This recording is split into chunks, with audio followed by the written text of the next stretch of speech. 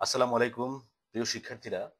2025 এবং 26 শিক্ষাবর্ষে যারা বিশ্ববিদ্যালয় এবং মেডিকেল ভর্তি পরীক্ষায় অংশগ্রহণ করতে যাচ্ছ, তোমাদেরকে শুভেচ্ছা জানাচ্ছি।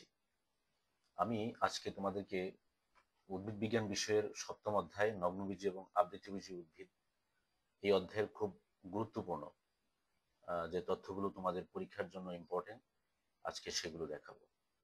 আশা করি তোমরা এই ভিডিওতে মনোযোগ দিবে এবং তোমাদের যে বই আছে, পাঠ্য বইটা, সেই পাঠ্য বই অথবা খাতার মধ্যে আমার এই তথ্যগুলো, যে ইম্পর্টেন্ট তথ্যগুলো, সেগুলো একটু লিখে রাখতে পারো। তাহলে শুরু করা যাক। নগ্নবীজ এবং আবৃতবীজ উদ্ভিদের প্রথম সপ্তম অধ্যায়।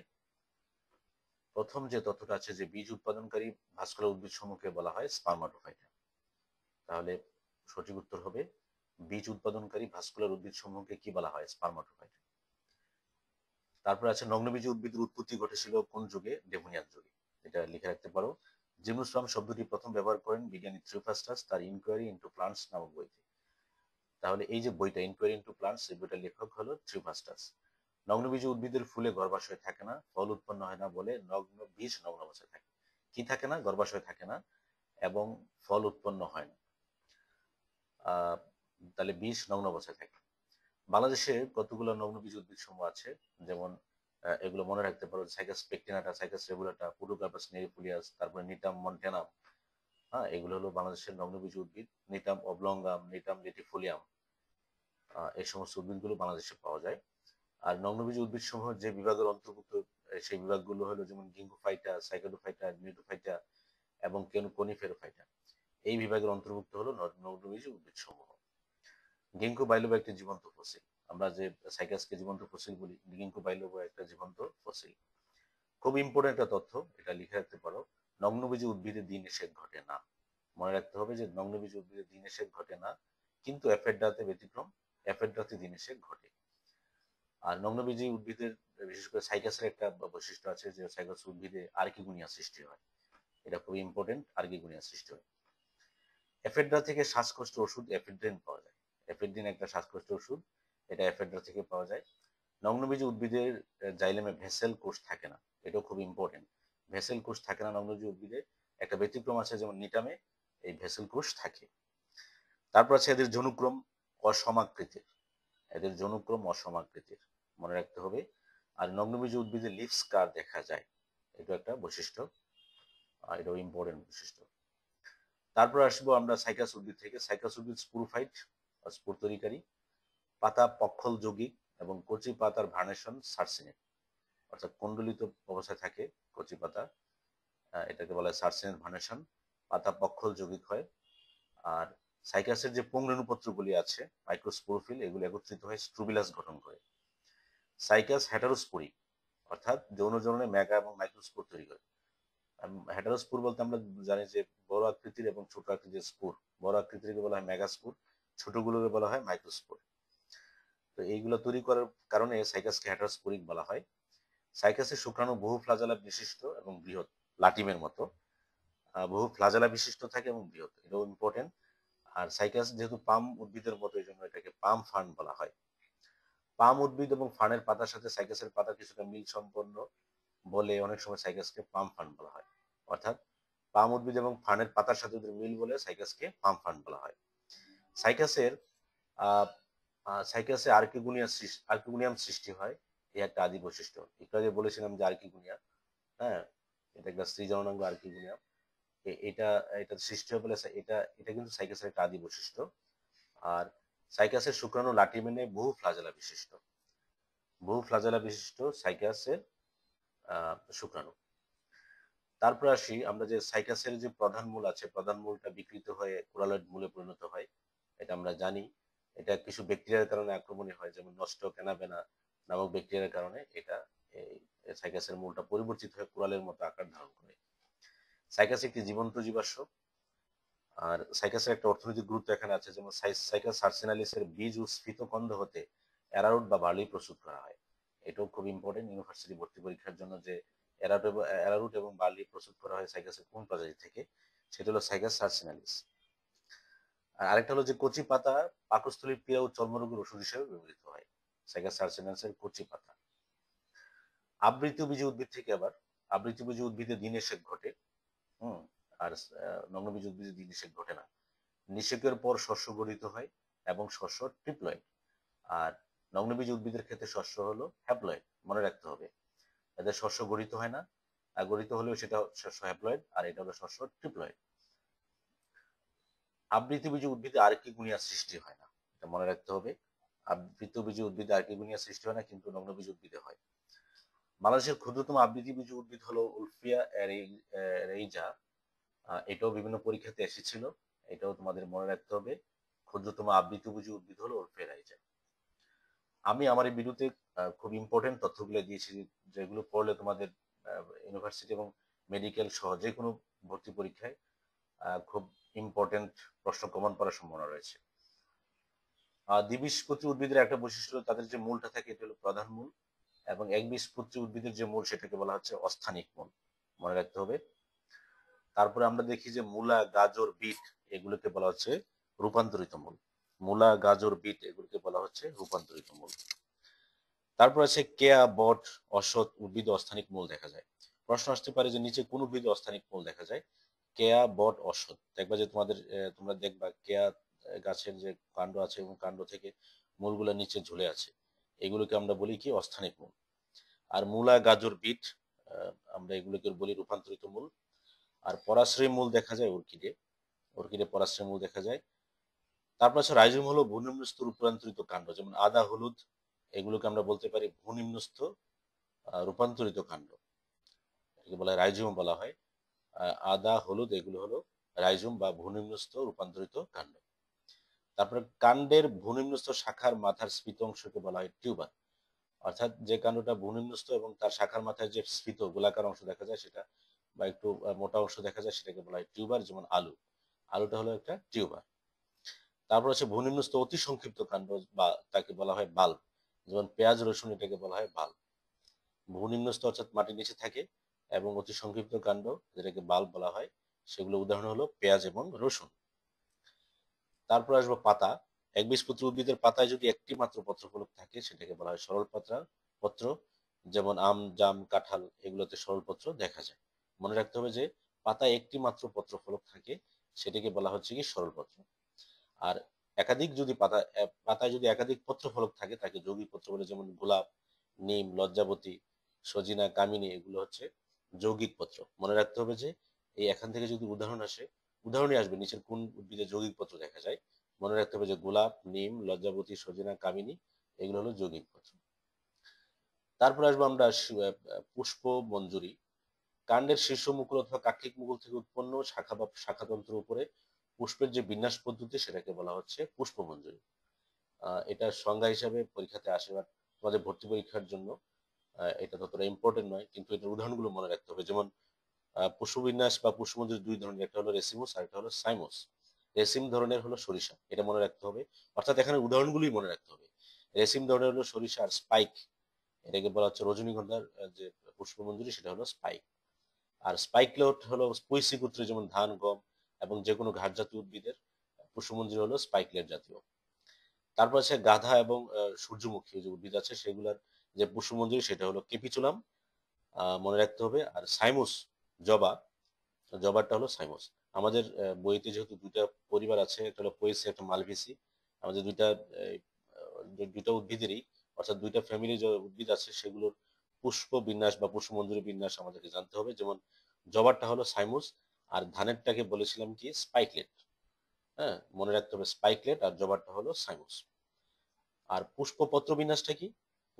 পত্র বিন্যাস হলো যে বৃত্তি, উপবৃত্তি, পাপড়ি গুলো কিভাবে সাজানো আছে সেটাকে বলা হচ্ছে পুষ্পপত্র বিন্যাস।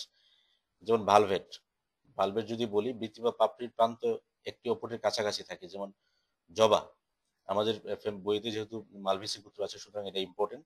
জবার যে বৃত্তি আছে সেটা বৃত্তির এস্টিমেশনটা হলো ভালভেট, অর্থাৎ একটির প্রান্ত অপরটির কাছাকাছি থাকে। আর টুইস্টেড হলো জবার পাপড়ির যে এস্টিমেশন আছে সেটা হলো টুইস্টেড। মনে রাখতে হবে জবার বৃত্তির ক্ষেত্রে ভালভেট, আর পাপড়ির ক্ষেত্রে টুইস্টেড। বৃত্তি বা পাপড়ির প্রান্ত একটি অপরটিকে কি করে রাখে? ঢেকে রাখে, মনে রাখতে হবে। আর ইমব্রিকেট হলো বৃত্তি বা পাপড়ির দুই প্রান্ত আবৃত এবং অপর দু প্রান্ত অনাবৃত থাকে, যেমন কলকা সন্ধ্যা এবং কি আছে কৃষ্ণচূড়া। তার মানে যে যতগুলো বৃত্তি বা পাপড়ি আছে দুটি প্রান্তে আবৃত থাকে এবং অপর দুই প্রান্ত কি থাকে, অনাবৃত থাকে। হ্যাঁ, সেটাকে বলবো আমরা ইম্ব্রিকেট। এটা দেখা যায় কোথায়, কৃষ্ণচূড়া এবং কলকাসন। তোমাদেরকে বারবার বলি তোমরা উদাহরণগুলো মুখস্থ করো, মুখস্থ করলেই হবে। অর্থাৎ ভর্তি পরীক্ষার জন্য উদাহরণগুলোই যথেষ্ট। কুইনকানসিয়াল, কুইনকানসিয়াল দেখে পেয়ারা এবং সরিষাতে কুইনকানসিয়াল দেখা যায়, এটাও খুব ইম্পর্টেন্ট। আরেকটা আছে বেক্সিলারি, বেক্সিলারিটা দেখা যায় মটর এবং শিম, যে লিগুমিনোসি গোত্রীয় যে উদ্ভিদগুলো আছে, হ্যাঁ, মটর শিম এগুলোর ক্ষেত্রে বেক্সিলারিটা দেখা যায়। তোমরা আরো কিছু উদাহরণ দেখবা যে শিম এবং মটর তাদের বৈশিষ্ট্য প্রায় সেম। হুম। তারপর আসো পেরিয়ান্থ বা পুষ্পপুট। বৃতি এবং দলকে যখন আকৃতি বর্ণে পৃথক করা যায় না তখন তাকে পেরিয়ান্থ বা পুষ্পপুট বলে। মনে রাখতে হবে যে যখন বৃত্তি এবং দলকে খুবই একই রকম মনে হয় আকৃতি এবং বর্ণে, তাদেরকে পৃথক করা যায় না, তাদেরকে বলবো আমরা পেরিয়ান্থ। তারপর আসো উভলিঙ্গ পুষ্প। জবা একটা উভলিঙ্গ পুষ্প, স্ত্রী এবং পুরুষ একই ফুলে থাকে। তারপরে একলিঙ্গ পুষ্প হলো লাউ, মনে রাখতে হবে। উদাহরণ হিসেবে আসতে পারে নিচের কোন উদ্ভিদটি একলিঙ্গ পুষ্প, লাউ। আর সম্পূর্ণ পুষ্প হলো জবা, অসম্পূর্ণ পুষ্প হলো কোমড়া। মনে রাখতে হবে যে জবার যে একটা ফুলের যে স্তবকগুলো থাকা দরকার সবগুলোই আছে, আর কুমড়ার ক্ষেত্রে নাই বলে এটা হলো অসম্পূর্ণ পুষ্প। আর সমাঙ্গ পুষ্প কাকে বলে, যে পুষ্পের প্রতিটি স্তবকের অংশগুলো সম আকৃতির আকার এবং আকৃতি বিশিষ্ট।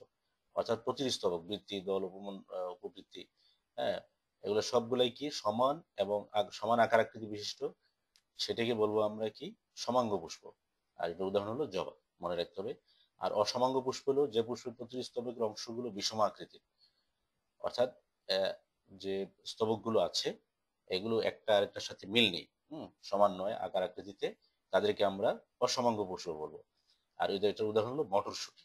মনে রাখতে হবে যে সমাঙ্গ পুষ্প হলো জবা আর অসমাঙ্গ পুষ্প হলো মটরশুঁটি। এবার আসবো ফল।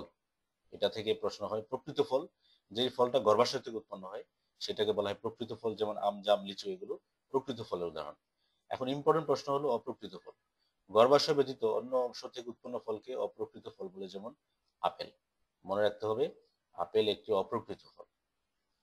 আপেল একটি, অর্থাৎ এরা গর্ভাশয় ব্যতীত অন্য অংশ থেকে উৎপন্ন হয়। আর গুচ্ছিত ফল হলো আতা। আরেকটা খুব ইম্পর্টেন্ট যৌগিক ফল, কাঁঠাল আছে এবং আনারস, এর সাথে আরেকটা উদাহরণ মনে রাখতে পারো, কাঁঠাল এবং আনারসকে বলবো আমরা যৌগিক ফল। তারপর আছে ফল ক্যাপসিউল আছে। আহ, ফল উপর থেকে নিচে বহু কপাটে বিলীন হয়, যেমন ধুত্রার যে ফলটা সেটাকে বলা হয় ক্যাপসিউল। আর ধানের যে ফল, আমরা ধানটাকে বলি কেরিওপসিস, মনে রাখতে হবে ধানকে বলবো আমরা কি কেরিওপসিস। যেহেতু আমাদের বইতে পুঁইসিগুত্র আছে সুতরাং এটা ইম্পর্টেন্ট। ধানের যে ফল, যেটা ফল সে যেটা বলি আমরা সেটাকে বলবো আমরা কেরিওপসিস। আর সরিষাটাকে বলবো আমরা সিলিকোয়া। আর বেরি হলো ফল এক বা একাধিক গর্ভপত্রী এবং বহুবীজী। আমরা যদি টমেটো বা কলাকে যদি আমরা যদি প্রসেসিং করে দেখা যায় যে অনেক বীজ রয়েছে যেমন টমেটোতে, হ্যাঁ, সেটাকে বলা হচ্ছে এক বা একাধিক গর্ভপত্রী এবং বহুবীজী। এবং তাদের গর্ভপত্রী বলতে আহ, অনেকগুলো গর্ভাশয় থাকে, দেখবা যে কয়েক প্রকোষ্ঠ বিশিষ্ট, তো সেটাকে বলবো আমরা বেরি জাতীয়। এর উদাহরণ হলো কলা এবং কি টমেটো। তারপর আছে সাইজুকার্প। সাইজুকার্প দেখা যায় যে কোথায়, ধনে। হুম। ধনের যে ফল আছে সেটাকে শুষ্ক অবিজারী ফল, সেটাকে আমরা সাইজুকার্প বলবো। আর সরুসিস, কাঁঠাল এবং আনারস, এটাকে একটু আগে বলেছিলাম যে এটা যৌগিক ফল, হ্যাঁ, এবং এটা সরুসিস জাতীয়। মনে রাখতে হবে যে এই ফলটার টাইপ হলো সরুসিস।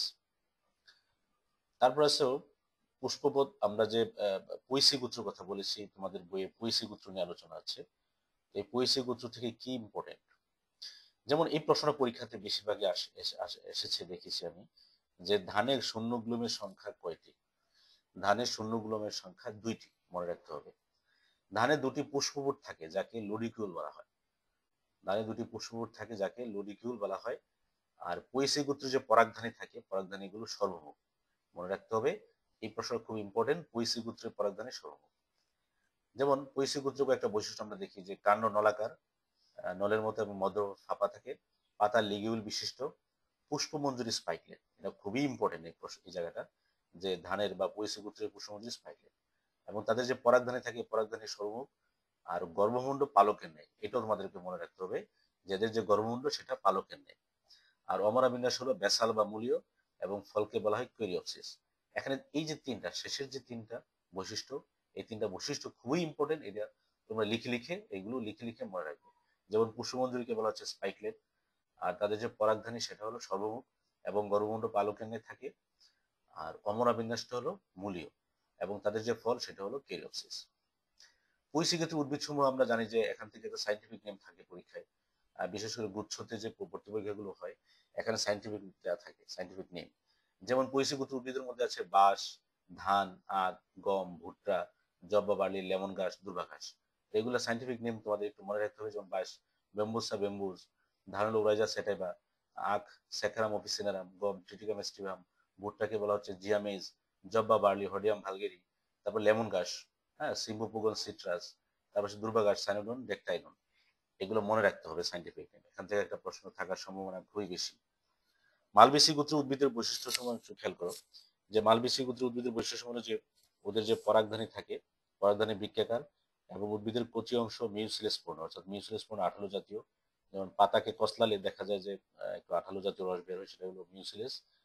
তাইলে আমরা বলতে পারি উদ্ভিদের কচি অংশ মিউসিলাস পূর্ণ, পরাগধানী কিডনি শেপ বা বৃক্কাকার, পরাগরেণু বৃহৎ বৃহৎ এবং কণ্টকিত। তাদের যে পরাগরেণু থাকে সেটা হলো বৃহৎ, অনেক বড় এবং কণ্টকিত। তারপর আছে অমরা বিন্যাস, অমরা বিন্যাসটা খুব ইম্পর্টেন্ট। অমরা বিন্যাসটা হলো অক্ষীয়, পুংকেশর অসংখ্য। মনে রাখতে হবে যে অমরা বিন্যাসটা হলো অক্ষীয়, আর ধানের ক্ষেত্রে কি ছিল মূলীয়, দুইটা মনে রাখতে হবে। ধানের ক্ষেত্রে মূলীয়, আর জবা বা মালবেসি ক্ষেত্রে অক্ষীয়, আর এদের পুংকেশর থাকে অসংখ্য। আর মালবেসি গোত্রের উদ্ভিদ সমূহ কি কি? যেমন হিবিস্কাস রোজা সাইনেন্সিস বা জবা, টেরোসোলিয়া এভলুসকা স্কুলেন্টাস, কার্বাস্তুলা, গোসাইপিয়াম হার্বেসিয়াম, ক্যানাফ বা হিবিস্কাস ক্যানাবিনাস। তো এইগুলোই ছিল এই সপ্তম অধ্যায়ের আমাদের উদ্ভিদবিজ্ঞান বিষয় সপ্তম অধ্যায়ের খুব ইম্পর্টেন্ট তথ্যগুলো। আমি যেগুলো দেখিয়েছি তোমরা এগুলোই পড়ো, ইনশাল্লাহ প্রশ্ন কমন পাবে। আজকে এই পর্যন্তই। ভিডিওটা যদি তোমাদের ভালো লাগে লাইক কমেন্ট এবং শেয়ার করবা, এবং প্রত্যেকটা চ্যাপ্টারের এমসিকিউ প্রিপারেশনের জন্য আমার এই চ্যানেলটাকে ফলো করবা।